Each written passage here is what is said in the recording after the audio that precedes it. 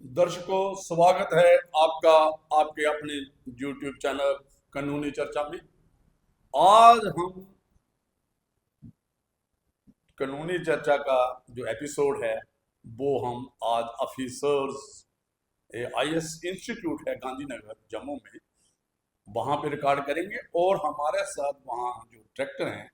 जो इस इंस्टीट्यूट की हैं, प्रीति शर्मा जी, उनसे आज बात करेंगे। और आज बात भी किस टॉपिक पे करेंगे, तो वीमेन रिजर्वेशन, जो आम लोगों की लीगल, जो आम लोगों की भाषा में। तो इस जो ये एक्ट है, कानून जो हुआ है पास ये 2023 को, इसको जो कॉन्स्टिट्यूशन टर्म में आप इसको देख सकते हो, द नारी शक्ति बंधन अधिनियम 2023। तो ये पिछले कई वर्षों से पेंडिंग था, ये जो रिजर्वेशन का मामला था वीमेन को। तो मैं थोड़ा सा ब्रीफ करूंगा और उसके बाद मैं, क्योंकि ये इंस्टीट्यूट को यहाँ पे बात करती हैं और स्टडी करते रहती हैं एनजीओ वगैरह और अदरवाइज भी, ये काफ़ी वीमेन एम्पावरमेंट में, वीमेन को डेवलपमेंट में और चिल्ड्रन डेवलपमेंट में और काफ़ी ये काम करती है। कॉन्स्टिट्यूशन जो इंटरप्रटेशन है, ये संविधान के बारे में बात करती हैं और हर वक्त ये चाहती हैं कि how women should be, women's का जो है सोशल पॉलिटिकल और इकोनॉमिक स्टेटस कैसे बढ़ाया जाए। और ये इनका कहना, मैंने इनसे एक बार ऐसे इनफॉर्मल बात की थी, ये कहती हैं कि एम्पावरमेंट क्यों, हम आगे जाएंगे, हम लीड करेंगे। तो मैंने कहा लीड करें, जहाँ जेंडर न्यूट्रलिटी की तरफ आए। तो आज इस टॉपिक पे चर्चा होगी और मुद्दा जो हमारे होंगे प्रोविजन, कानूनी चर्चा भी होगी और चर्चाएं आम बखास इस रिलेटेड होगी, जो वीमेन जो रिजर्वेशन के बारे में, वीमेन का क्या है। तो मैं अभी प्रीति जी को कहूँगा वो अपने बारे में थोड़ा सा इंट्रोडक्शन दें। तो मैंने तो ऐसे रफली बात की है, तो और बताएं कि कैसे थोड़ा सा इस एक्ट के बारे में, इस कानून के बारे में थोड़ा सा आपको, प्रीति जी, तो आपका स्वागत है हमारे यूट्यूब चैनल में भी। और thank you please. So much sir कि आपने मुझे इतनी बड़ी अपॉर्चुनिटी दी कि मैं आपके साथ एक स्टेज जो है वो शेयर कर पाऊँ। And I am very grateful to you and it's really a privilege कि आपने मुझे इस तरीके का जो प्लेटफॉर्म है वो यहाँ पे प्रोवाइड करवाया। सबसे पहले तो मैं अपनी इंट्रोडक्शन देना चाहती हूँ कि मेरा नाम जो है वो प्रीति शर्मा है। मैं एक IAS institute Gandhinagar green belt park में रन कर रही हूँ द ऑफिसर्स के नाम से। ऑल्दो हम बहुत बार, क्योंकि मैं खुद विमेन हूँ और मैं चाहती हूँ कि विमेन जो है उसकी एम्पावरमेंट बहुत ज़रूरी है, लेकिन मेरे हिसाब से विमेन एम्पावरमेंट से ज़्यादा अब जो हमारी सोसाइटी है उस पर डिमांड है विमेन लेड डेवलपमेंट की, ताकि हर प्लेटफॉर्म और हर स्फीयर में विमेन जो है वो इक्वली पार्टिसिपेट भी कर पाएँ और इंडिया की डेवलपमेंट में जो है उनकी कंट्रीब्यूशन जो है वो बहुत इंपॉर्टेंट है। इसको दो पर्सपेक्टिव से हम देखेंगे, क्योंकि विमेन लेड डेवलपमेंट का कॉन्सेप्ट सर मैंने इसलिए आपके साथ डिस्कस किया था क्योंकि अगर आप ओवरऑल पॉपुलेशन की बात करते हैं तो वर्ल्ड में जो है वो 50-50 पॉपुलेशन जो है मेन और विमेन की है। तो उस हिसाब से कोई भी डेवलपमेंट जो है वो विमेन के बगैर जो है वो पॉसिबल नहीं हो सकती। अब हम बात करेंगे कि जो आज हमारा मेन फोकस था वो था हमारा विमेन रिजर्वेशन बिल। तो सबसे पहले विमेन रिजर्वेशन बिल जो है उसको नाम ही जो है इंग्लिश में जब हम करते हैं तो शायद इंडियंस उसके साथ को इंग्लिश नाम के साथ रिलेट नहीं कर पाते, तो इसीलिए अगर हम हिंदी में बात करें तो उसमें पहला वर्ड ही जो यूज किया गया है दैट इज नारी शक्ति, कि नारी शक्ति को रिकॉग्नाइज करना। लेकिन नारी शक्ति को किस तरीके से रिकॉग्नाइज करना, उसको पॉलिटिकली जो है वो रिकॉग्निशन देना। उसके पीछे की बैकग्राउंड अगर मैं आपको बताऊं, हिस्टोरिकल बैकग्राउंड में बताऊं, तो मैं इस पे थोड़ा सा आपके व्यूअर्स को इस पे थोड़ा सा ले जाना चाहती हूँ सो दैट वो अंडरस्टैंड कर सके कि ये जो पॉलिटिकल रिजर्वेशन थी ये क्यों इम्पोर्टेंट है विमेन के लिए। इस वजह से इसका नाम भी जो हमने दिया है वो नारी शक्ति जो है वो नाम इसीलिए दिया है, उसको आगे वंदन नाम भी यूज किया गया है, और अधिनियम तो सब जानते हैं उसका मतलब भी क्या होता है।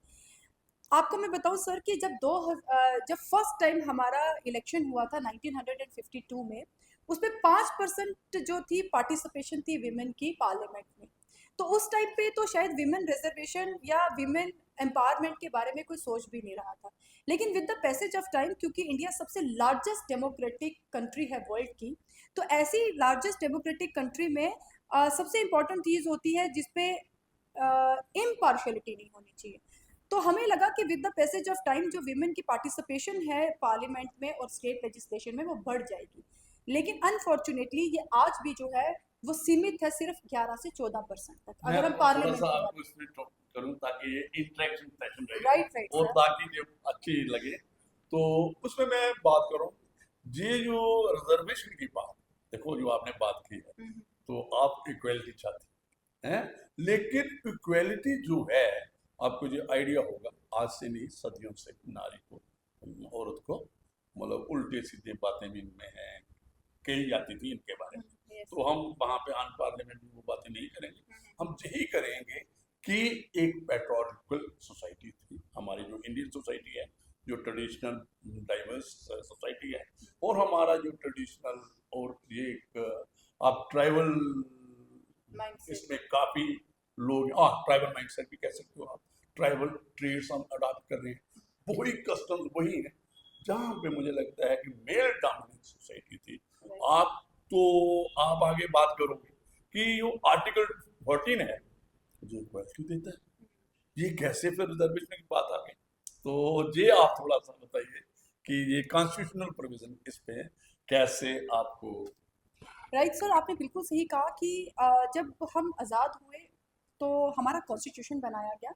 तो कॉन्स्टिट्यूशन में ये जो पेट्रियार्कल माइंडसेट था इसको चेंज करने की कोशिश की बाय आर्टिकल 14, जिसमें बात की गई कि पेट्रियार्कल माइंडसेट ये कहता था कि मेल डोमिनेंस होनी चाहिए सोसाइटी में। लेकिन जब हमारा कॉन्स्टिट्यूशन बनाया गया तो right to equality under article 14 जो है उसको इनकॉर्पोरेट किया गया कॉन्स्टिट्यूशन में। वो उसका जो मेन फोकस था वो यही था, ये एक पेरेंट आर्टिकल की तरह डील करता है, और जो रेस्ट ऑफ द आर्टिकल्स हैं हमारे फंडामेंटल राइट्स में वो टूल है इस आर्टिकल को प्रमोट करने के लिए। तो इसीलिए आर्टिकल 14 जो है वो राइट टू इक्वालिटी की बात करता है। अगर हम इसको पॉलिटिकली देखें तो अभी की सोसाइटी में आज अगर हम 2023 तक पहुंच, 2024 में इनफैक्ट हमारे इलेक्शंस हो रहे हैं इस टाइम पे, तो बहुत इंपॉर्टेंट है कि हम विमेन पॉलिटिकल रिजर्वेशन की बात करें। आज भी इन इक्वालिटी है सर हमारी पार्लियामेंट में भी और स्टेट असेंबलीज में भी। जैसे कि मैंने आपको बोला कि अगर आप इसको इम्पैक्टफुली देखें तो इस टाइम पे 30% अब विमेन मैं होना पहले चाहिए। इससे थोड़ा पीछे जाता हूँ। आपने कहा आर्टिकल 14, हाँ जी। तो आर्टिकल 15 पे आ जाओ। तो वो उस वो भी में देखो हमें क्या करना है, रिजर्वेशन है वो आपने जो सुप्रीम कोर्ट की जजमेंट्स देखी होगी, जो इंटरप्रिटेशन हुई है आर्टिकल 14 की, रैशनल क्लासिफिकेशन कर सकते हैं, ऑब्जेक्टिव को अचीव करना है। और सेक्शन 15 जो सब सेक्शन आर्टिकल जो 15 है उसकी सब जो आर्टिकल है 3 वो प्रोवाइड करता है कि भाई वीमेन को स्पेशल रिजर्वेशन पे। राइट सर, एक्चुअली में क्या था कि article 15 clause 3 and article 16 clause 3 की बात मैं यहाँ पे करूँगी। आर्टिकल 15 क्लॉज 3 में बेसिकली क्या था कि विमेन और चिल्ड्रन की बात की गई थी कि उनको जो है उनके साथ हम पॉजिटिव डिस्क्रिमिनेशन कर सकते हैं according to the law. It's rational जो है आप क्लासिफिकेशन की बात वो आर्टिकल 14 में जैसे राइट। लेकिन सर वो कन्फाइंड थी सिर्फ कहाँ तक, एजुकेशनल और एम्प्लॉयमेंट तक। आर्टिकल 15 जो है वो एजुकेशनल है और आर्टिकल 16 जो है वो एम्प्लॉयमेंट की बात करता है। लेकिन पॉलिटिकल रिजर्वेशन को अगर अगर हम उसका बैकग्राउंड देखें तो वो आर्टिकल 14 से ही अपनी अथॉरिटी को डिराइव करता है। तो आर्टिकल 15 और 16 पे हम जाके इस बहस को पॉलिटिकल रिजर्वेशन से बाहर कर देंगे, क्योंकि वहाँ एजुकेशनल और प्रोफेशनल वे में जो है वो रिजर्वेशन की बात की गई है। तो आपको मैं बताऊं कि इसकी बैकग्राउंड पहली तो ये है कि इंडिया एक लार्जेस्ट डेमोक्रेटिक कंट्री है, और लार्जेस्ट डेमोक्रेटिक कंट्री में इट्स वेरी इंपॉर्टेंट कि वीमेन की पार्टिसिपेशन भी उतनी होनी चाहिए जो इम्पैक्टफुली 30% होनी चाहिए थी, जो अभी तक सिर्फ 11 से 14% है हमारे पार्लियामेंट में। तो इस वजह से इस विमेन रिजर्वेशन बिल का आना बहुत इंपॉर्टेंट है। मतलब आपके कहने का मतलब कि जो 33% है एक रीजनेबल क्लासिफिकेशन आगे according to you article 14। Absolutely sir. मतलब ये कोई कहे, देखिए ये अभी बना है आर्टिकल, और एक मजेदार बात है, इसको सिर्फ दो उस वक्त प्रेजेंट थे लोग, दो ने अपोज किया, बाकी सारी सपोर्ट है ना, जो अब डिस्कशन हुई दोनों टू हाउसेस में, तो ये फॉर्चुनेटली ये किसी ने अपोज नहीं किया पॉलिटिकल पार्टी। हाँ, इससे पहले आपको याद होगा इस हिस्ट्री में है, उस वक्त कुछ पार्टियों ने कहा कि ओबीसी के लोग क्यों नहीं, अदर बैकवर्ड, क्योंकि हमारी जो रिकॉग्नाइज जो हमारा कॉन्स्टिट्यूशन कहता है वो एससी और एसटी की रिजर्वेशन, आपको पता है पॉलिटिकल रिजर्वेशन है उनके पास, और उस और बड़ा अच्छा इसमें बड़ा सुंदर और ब्यूटीफुल चीजें इन्होंने इंट्रोड्यूस कर दी इसमें। उन्होंने कहा कि ये देखिए जनरल की 33 रिजर्वेशन हो जाए, और जो रिजर्व एससी और एसटी की है उनमें भी 33% रिजर्वेशन आ जाएगी, ताकि वो वाली जो वीमेन है एससी और एसटी से हैं ताल्लुक रखती हैं, तो वो भी इक्वल पार्टिसिपेशन उनकी आ जाए। और एक और आगे मैं चला, इन्होंने और किया, जिस प्रोविजन मैं स्टडी कर रहा था सर्च किया इसमें, उन्होंने कहा कि देखो रोटेशन में होगी, जैसे एससी एसटी की कॉन्स्टिट्यूशन, तो जहां पे समझो एससी का एक कॉन्स्टिट्यूंसी हुई है तो उसमें विमेन का भी उसमें होगा। ऐसे ही जो जो आपकी अनरिजर्व कॉन्स्टिट्यूंसी क्या होगा, जो जनरल कॉन्स्टिट्यूंसी है, वो उनमें विमेन की रिप्रेजेंटेशन मतलब 33% जो भी स्ट्रेंथ होगी पार्लियामेंट की। अच्छा, एक और बात मुझे इसी में, ये जो एक्ट है इसको एप्लीकेबिलिटी कहाँ है, पहले इस पे बात कर लेते हैं। तो ये एप्लीकेबिलिटी जैसे आपने स्टडी किया होगा, तो ये जो इस एक्ट की जो है पार्लियामेंट, जो पार्लियामेंट का काम लोकसभा, जो लोकसभा की इलेक्शन होती है, क्योंकि इलेक्शन का ही मेन पार्टिसिपेशन है, पॉलिटिकल पार्टिसिपेशन उसमें। फिर उसके बाद आगे जो असेंबलीज है, स्टेट असेंबलीज, और सिर्फ एक ड्यूटी की स्टेट असेंबली इन्वॉल्व की है, वो किसकी, दिल्ली की। तो अभी मजेदार बात है, कल आपको मैंने इनफॉर्मल पहले बात भी की, हमने डिस्कस भी किया, तो मेरी वो था कि भाई यार जम्मू कश्मीर को जी रिजर्वेशन कैसे, तो एक तो पहले ही हम जो हमारे जो आपका पहले जो जम्मू एंड कश्मीर की कॉन्स्टिट्यूशन में थी उसमें प्रोविजन था 2 वीमेन को हम नॉमिनेट करते थे, है ना, आपको आइडिया होगा। तो उसी के मुताबिक अभी जो जेएंडके रीऑर्गेनाइजेशन की जो सेक्शन 15 है या 14 जो भी होगी, उसमें वीमेन 2 नॉमिनेट करनी है अगर वीमेन की रिप्रेजेंटेशन प्रॉपर नहीं है जो जनरल जो इलेक्शन में स्टेट असेंबली इलेक्शन। तो उसके अलावा एक और आपको याद होगा, ये अमेंडमेंट हुई है जो माइग्रेंट्स के जो माइग्रेंट जो हुए हैं कश्मीर से, उनको भी रिजर्व किए हैं 2 सीटें, और एक जो पीओजे के हैं उनको एक, लेकिन उन 2 में जो माइग्रेंट के उनमें भी एक है। तो मैं यही तक था, मैंने कहा यार ये कि जम्मू कश्मीर को एक्सटेंड नहीं किया इन्होंने, तो जम्मू कश्मीर की जेएंडके रीऑर्गेनाइजेशन एक्ट में 2023 को अमेंडमेंट हो जो हमारी असेंबली बनेगी जब यहाँ पे इलेक्शन, और जल्दी ही प्राइम मिनिस्टर साहब ने कह दिया कि जल्दी इलेक्शन हो जाएगी, तो जब भी होगी तो हमारे यहाँ की जम्मू कश्मीर की जो वुमेन हैं उनको भी इक्वली 33% रिजर्वेशन मिलेगी, और उसी पैटर्न में मिलेगी, वही है, एससी के लोगों को भी आएंगे और एसटी के लोगों को भी आएंगे। तो मैडम अभी मैं एक सवाल पूछना आपको, आप सवाल पूछना कि आपकी मैं चाहता हूँ कि ये जो पहले एक धारणा थी लोगों के मनों में कि ये क्या था, विमेन खड़ी हो जाती थी, जैसे हमने पंचायत इलेक्शन देखा, पंचायत में हमने दे दिया 73-74 में भी हमें मिल चुकी है विमेन को पॉलिटिकल रिजर्वेशन हो गई 33, लेकिन देखा क्या जा रहा है, जो एक्टिव पॉलिटिशियन, जो ग्रास रूट पे लोग जो पंचायत में काम करते हैं, जो आपके ब्लॉक डेवलपमेंट काउंसिल में है, जहाँ डीडीसी में है, डिस्ट्रिक्ट डेवलपमेंट काउंसिल, जो तो उसमें पार्टिसिपेशन क्या है, उनकी जो लोग हैं मेल उनकी ज्यादा है ना, उनकी मैडम्स की हैं, उनकी वाइफ्स की हैं। अभी देखना, आप स्टडी करो, आप तो काफी डीप जाते हो, आप आप रूरल बैकग्राउंड से भी हो, कौन से बिलोंग करते हैं, जैसे मैंने सुना है, तो आप देखना, हम चाहते हैं कि एक्चुअल पार्टिसिपेशन वो खुद ज्यादा से ज्यादा तादाद में हो, ये इन डिफॉल्ट ना हो, ये ना हो कि भाई उसने अगर भाई जहां पर रिजर्वेशन होगी, पहले मेल लड़ता था, उसकी वाइफ को कर दिया, उसकी सिस्टर को खड़ा कर दिया, उसकी मदर को कर दिया, मतलब वो मैं कहता हूँ कि ट्रैक्ट और जो सब्सटेंटिव जो एनवायरनमेंट है, तो इस पे आपने भी जो देखा होगा, ये ऐसा हम कैसे इम्प्रूव कर सकते हैं, कैसे कर सकते हैं? सर इसमें पहले तो 2 पर्सपेक्टिव में आपके साथ इस पे डिस्कस करना चाहती हूँ। पहला ये कि एक दिल्ली बेस्ड थिंक टैंक है जिन्होंने एक सर्वे किया, उन्होंने अपनी रिपोर्ट दी और उन्होंने बताया कि विमेन जो है वो 7 फोल्ड्स उनकी जो पार्टिसिपेशन है इलेक्शंस में वो बढ़ चुकी है, कि मतलब 7 गुना लड़कियां ज़्यादा इलेक्शन में पार्टिसिपेट कर रही हैं, लेकिन वो पार्लियामेंट तक और स्टेट असेंबली तक नहीं पहुंच रही है। और ये जो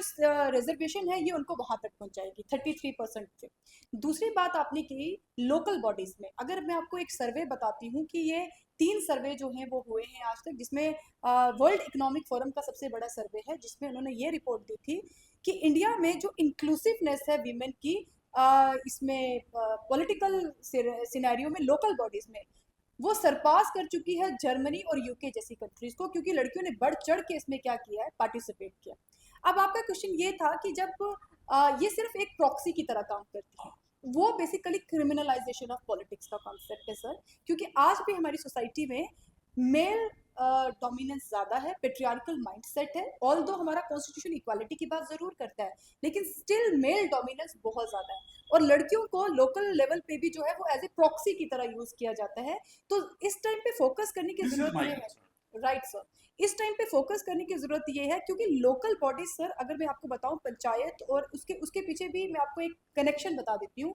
कि पंचायत और म्यूनसिपैलिटीज तक जब लड़कियां आती थी तो उनकी पार्टिसिपेशन चाहे बड़ी थी, बट उनका इन्फ्लुएंस बड़ा नहीं था, क्योंकि उस पीछे से बैकिंग जो होती थी वो मेल पार्टिसिपेंट की होती थी। बस नहीं। लेकिन अब इससे क्या होगा कि जब लड़कियां अपर स्फीयर में आ जाएंगी, मतलब हायरार्की में वो अगर पार्लियामेंट में और स्टेट असेंबलीज तक पहुंचेंगी, तो जो लोकल बॉडीज में जो लड़कियां हैं उनको भी जो है वो पार्टिसिपेट करने का ज़्यादा से ज़्यादा मौका मिलेगा, और वो काफ़ी इन्फ्लुएंस कर सकती हैं पॉलिटिक्स को। उससे जो क्रिमिनलाइजेशन है सर पॉलिटिक्स की, वो आस्ता आस्ता डाइल्यूट होने शुरू हो जाएगी। मेरा यही जो मैं अभी दोबारा इसी क्वेश्चन को दोबारा रिपीट करना चाह रहा राइट सर। बहुत अच्छा है, इंटरेस्टिंग, क्योंकि यही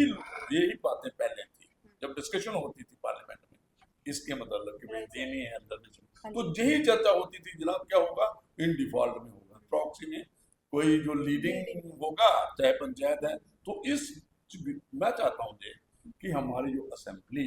में और पार्लियामेंट की जो आपने बात किया, डायरेक्ट पार्टिसिपेशन, मतलब जो जो जिन्हों ये बहुत अच्छी बात है जो पहले एक्सरसाइज हो चुकी है और डेमोक्रेसी हो सकती है। आपने देखा जहाँ पे डीडीसी की चेयरमैन पे बहुत तादाद में चेयरमैन, नॉट मेंबर, चेयरमैन काफी पार्टिसिपेशन। हम क्या इसी पैटर्न पे असेंबली में भी डायरेक्ट आए, और डायरेक्ट आना पड़ेगा, क्योंकि पंचायत में इधर उधर की बात हो सकती है, पार्लियामेंट में खुद बोलना पड़ेगा, असेंबली में खुद बोलना पड़ेगा। तो जो जे इसलिए मैं चाहता हूँ कि वो प्रॉक्सी ना हो, वो डायरेक्ट हो, और इन्वॉल्वमेंट उनकी डायरेक्ट होनी ही पड़ेगी, क्योंकि उनको बोलना खुद पड़ेगा असेंबली और पार्लियामेंट में। तो ये भी एक मेरा ये भी सर ये विमेन रिजर्वेशन जो है ना, ये उसी की तरफ एक स्टेप ए है, बिल्कुल क्योंकि अगर आप अपर Absolutely हायरार्की का right. पार्ट बनेंगे तो लोअर हायरार्की में ये जो करप्शन है और जो डोमिनेंस है वो कम होती जाएगी अपने आप। बिल्कुल। इस पे सर मैं आपको एक चीज और ऐड करना चाहती हूँ कि इसका वन ऑफ द रीजन क्या था रिजर्वेशन बिल लाने का, कि 2019 में जो फीमेल जो है उन वोटर्स ने आउट नंबर्ड कर दिया 13 स्टेट्स में मेल्स, यानी ज्यादा फीमेल्स जो है वो निकल कर आई है इलेक्शंस में वोट करने के लिए। तो ये भी एक वन ऑफ द रीजन था कि अगर आप वोट करने के लिए आ रही है, तो अगर आपको रिजर्वेशन मिल जाएगी तो आप खुद एक पार्ट बन जाएंगी पॉलिटिकल सिस्टम का। तो ये this is called women lead development, कि मतलब डेमोक्रेसी को मेंटेन करने के लिए लड़कियां जो है वो सबसे आगे आ रही है इस तो टाइम। हम और इसमें ऐड करें थोड़ा हाँ जी सा सर, कि sure. इसको मैं कहता हूँ कि इस मैं ये जहाँ से कहूँगा और आप भी मेरे से एग्री करेंगे कि यहाँ पे जैसे जो गर्ल्स एजुकेशन है, जहाँ लड़कियां जो हमारी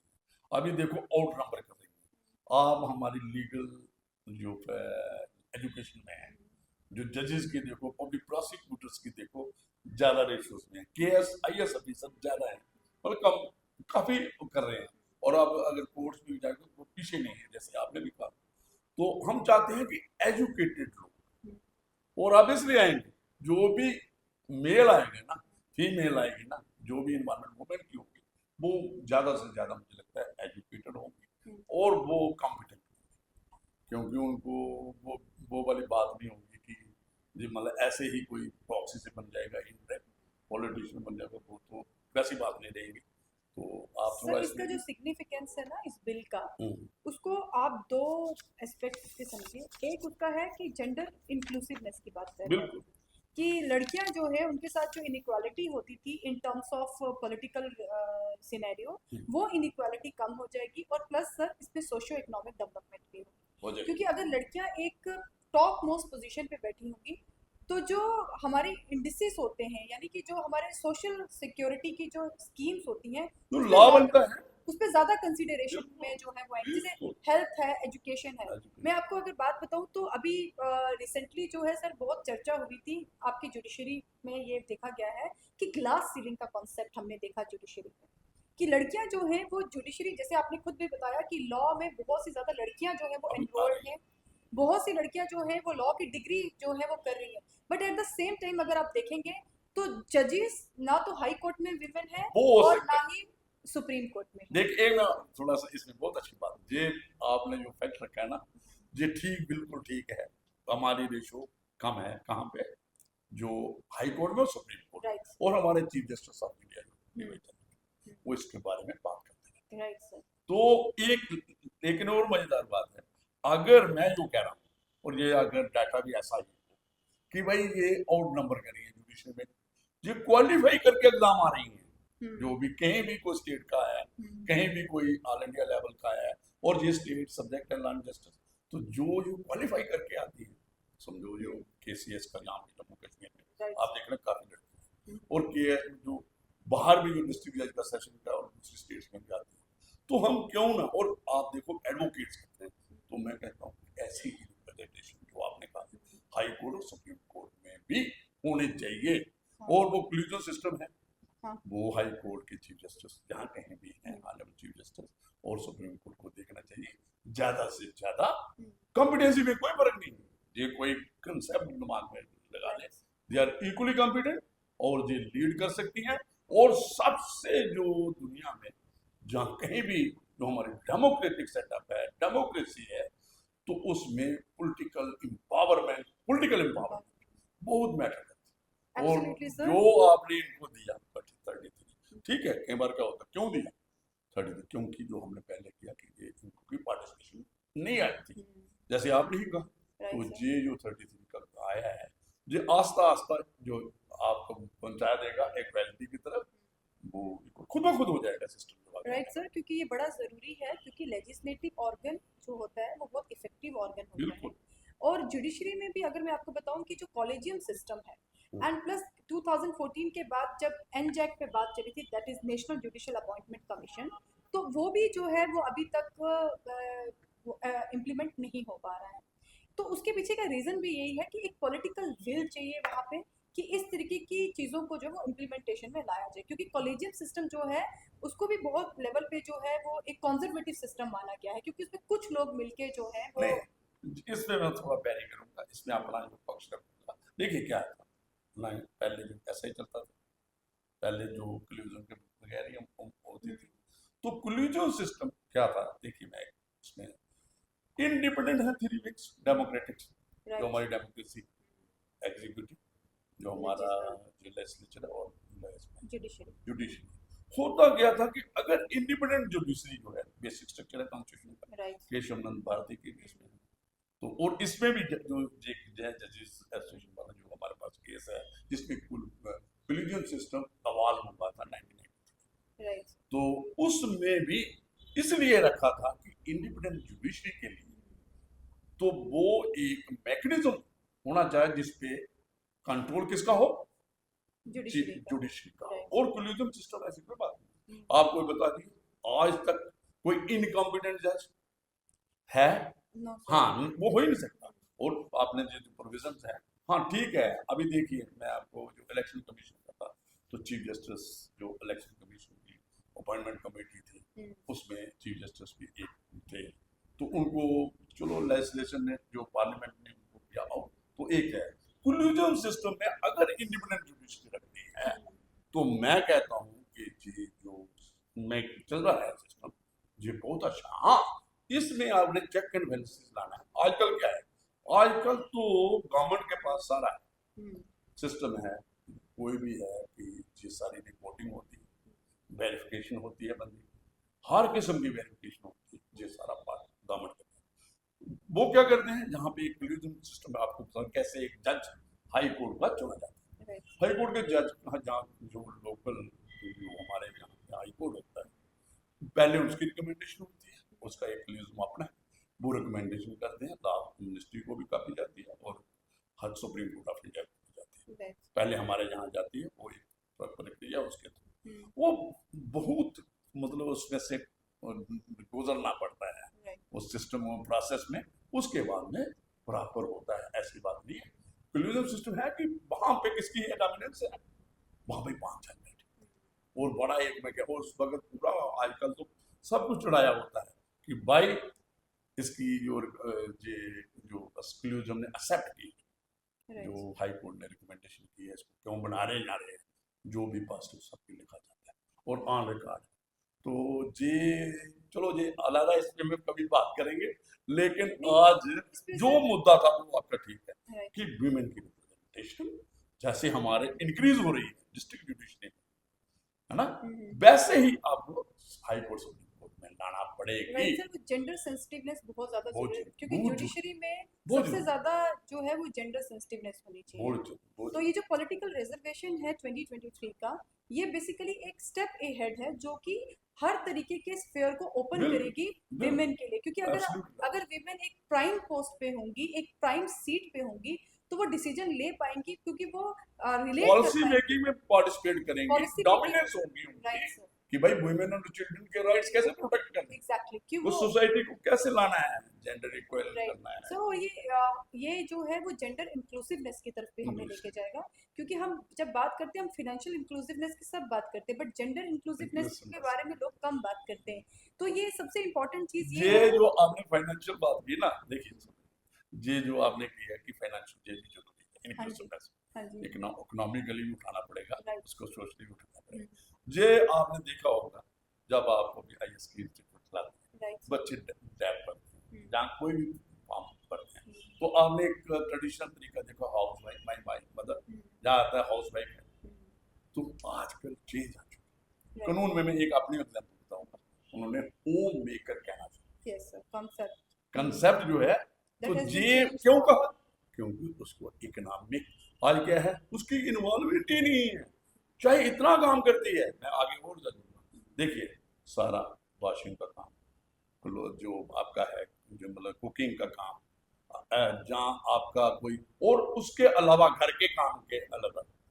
वो खेत में भी काम करती है, बाग में भी काम करती है, एग्रीकल्चर और एनिमल हस्बेंड्री जो छोटे मोटे हमने लोकल यूनिट होता है हमारा, वो गाय है, भैंस है, मुर्गे हैं, मुर्गियां में उनकी भी देखभाल करती है हमारा। तो इसलिए इकोनॉमिक, लेकिन उसकी क्या है, पहले एक मैं सुनता हूँ अपने संसद टीवी पे आता है कि उसकी रिकॉग्नाइजेशन नहीं हुई, तो मैं एक एग्जांपल दूंगा, टाइम लूंगा एक मिनट, तो मैं थोड़ा सा बात करूंगा। मैं कश्मीर में श्रीनगर में मोटर एक्सीडेंट क्लेम चल रहा था प्रेसिडेंट के साथ, हमारे पास केस आया है, तो जो एक किसी की आप कह सकते हैं विमेन की डेथ हुई थी, मोटर एक्सीडेंट क्लेम, उसका क्लेम लगाया था उसने,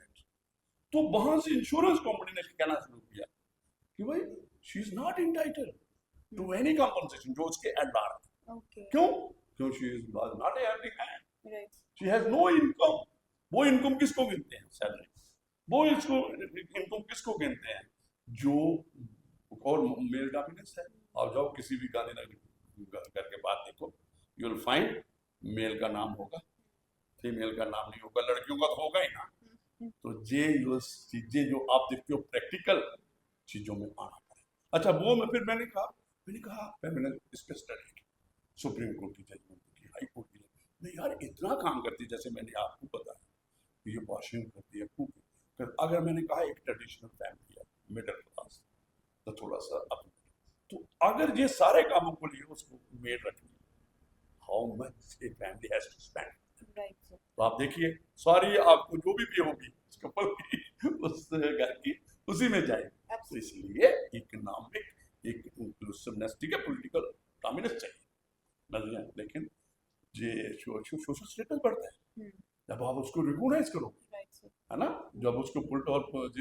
पॉलिटिकल पावर ऊपर होगी ना, उससे सोशो इकोनॉमिक राइट। सो ये एक बेसिकली पॉलिटिकल जो रिजर्वेशन है ना, ये एक एस्पेक्ट है सोशियो इकोनॉमिक कंडीशंस को जो है Raise अपलिफ्ट करने के लिए, रेज करना क्योंकि इससे ये होगा कि सर विमेन एम्पावरमेंट, मुझे लगता है कि विमेन एम्पावरमेंट एक बड़ा ओल्ड कॉन्सेप्ट है। वो उसमें हम इक्वालिटी की बात करते थे कि विमेन को मेन स्ट्रीम में लाया जाए, लेकिन अब ऐसा आ माहौल हो चुकी है चुका है कि विमेन जो है they are the part of the main part of stream. अब वो किसी भी कंट्री की डेवलपमेंट के लिए एक इम्पोर्टेंट जो है वो रोल प्ले कर सकती उसको रिकॉग्नाइज करना पड़ेगा है। तो आप ये वीमेन लेड डेवलपमेंट का जो कॉन्सेप्ट है ये बेसिकली इस पॉलिटिकल रिजर्वेशन ने कंप्लीट किया है। कर देंगे और इसमें सबसे इम्पोर्टेंट चीज़ ये है, इसमें मैं दो चीज़ें और ऐड करना चाहूँगी कि ये जो रिजर्वेशन जो हमारा एक्ट अभी आया है जो विमेन रिजर्वेशन, इसकी इम्प्लीमेंटेशन जो है वो 2029 जो इलेक्शंस होंगे वहाँ से होगी, क्योंकि अभी हाँ, डीलिमिटेशन नहीं हुई है। तो इट्स वेरी इंपॉर्टेंट कि पहले इन्फोर्समेंट का जो निर्णय किया था ये एनफोर्स्ड होगा 2029 के इलेक्शंस में, क्योंकि उससे पहले हमारा सेंसस आएगा और फिर डीलिमिटेशन एक्सरसाइज होगी और फिर उसके बाद इसको जो है वो इम्प्लीमेंट किया जाएगा। बिल्कुल तो इस पे भी डीलिमिटेशन जो है जब होगी तो तब विमेन की जो सीट्स हैं, अभी वो माना गया है कि अभी की जो बात करें 543 सीट्स हैं लोकसभा में, अगर इसके अकॉर्डिंगली इस पॉपुलेशन के हिसाब से भी देखे जाए तो 181 सीट जो है वो विमेन के लिए और उससे तो इंक्रीज होंगे वो फिर जब डीलिमिटेशन एक्सरसाइज होगी तब हमें पता चल जाएगा। लेकिन ये भी एक बहुत बड़ी बात है कि आज जहाँ सिर्फ 11 से 14 लोग जो हैं वो पार्टिसिपेट कर रहे हैं पार्लियामेंट में, और इसके बाद 181 लोग जो होंगे वो पार्ट बन जाएंगे हमारे पार्लियामेंट का। तो ये बहुत बड़ी बात है एक विमेन की डेवलपमेंट के लिए, ये बहुत बड़ी बात है और एक बहुत अच्छा इनिशिएटिव है लड़कियों को पॉलिटिकली एक्टिव करने का, क्योंकि पॉलिटिकल एक्टिवनेस आपको आपकी हर स्फीयर में जो है वो आपको कनेक्ट करती है, चाहे वो साइकोलॉजिकल हो, क्योंकि आज भी हमारी सोसाइटी में बहुत बर्डन है लड़कियों पे। बहुत सी सोसाइटी के ऐसे नॉर्म्स हैं जिसमें लड़कियां जो हैं वो उन्हीं को फिट बैठना पड़ता है, और प्लस अगर इस तरीके की पॉलिटिकल रिजर्वेशन मिलेंगी तो उन नॉर्म्स में भी आस्ता आस्ता चेंजेस आएंगे। एंड प्लस इकोनॉमिक्स अफेयर में अगर मैं बात करूँ तो जैसे आपने बिल्कुल सही कहा कि बहुत सी ऐसी इकोनॉमिक एक्टिविटीज है जिसमें विमेन इन्वॉल्व होती है,